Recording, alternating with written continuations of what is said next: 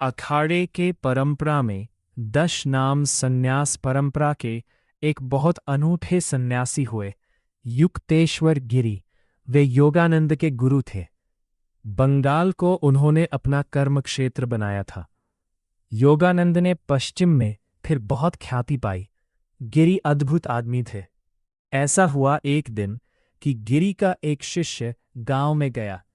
किसी उपद्रवी आदमी ने उसको परेशान किया, पत्थर मारा, मार पीट भी कर दी।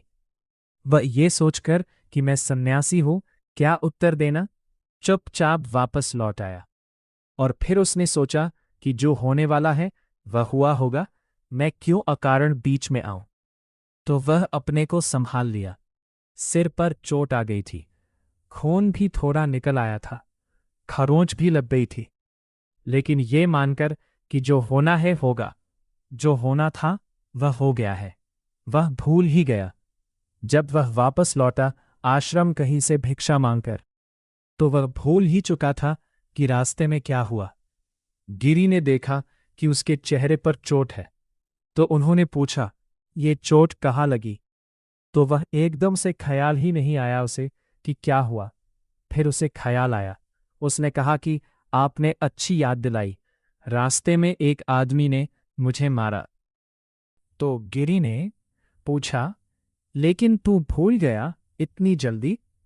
तो उसने कहा कि मैंने सोचा कि जो होना था वह हो गया, और जो होना ही था वह हो गया। अब उसको याद भी क्या रखना।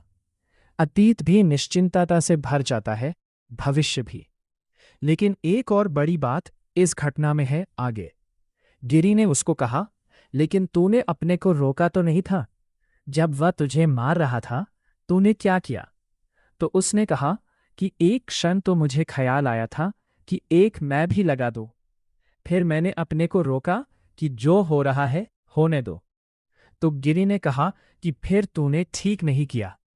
फिर तूने थोड़ा रोका, जो हो रहा था वह पूरा नहीं होने दिया। तूने थोड़ी बाधा डाली, उस आदमी के कर्म में तूने बाधा डाली। गिरी ने कहा। उसने कहा, मैंने बाधा डाली, मैंने उसको मारा नहीं, और तो मैंने कुछ किया नहीं। क्या आप कहते हैं मुझे मारना था। गिरी ने कहा, मैं ये कुछ नहीं कहता। मैं ये कहता हूं जो होना था वह होने देना था, और तू वापस जा, क्योंकि तू तो निमित्त था, कोई और उसको मार रहा होगा। और बड़े मजे की बात है कि वो सन्यासी वापस गया। वो आदमी बाजार में पिट रहा था। लौटकर वो गिरी के पैरों में पड़ गया, और उसने कहा कि ये क्या मामला है। गिरी ने कहा कि जो तू नहीं कर पाया वो कोई और कर रहा है। तू क्या सोचता है तेरे बिना नाटक बंद हो जाएगा। तू निमित्त था। तुम जो विचार के बीज बो देते हो, जरूरी है कि उसे अपने ही धरातल में अंकुरित होने दो। या तो तुम में इतना संयम हो कि विचार ही प्रकट ना हो।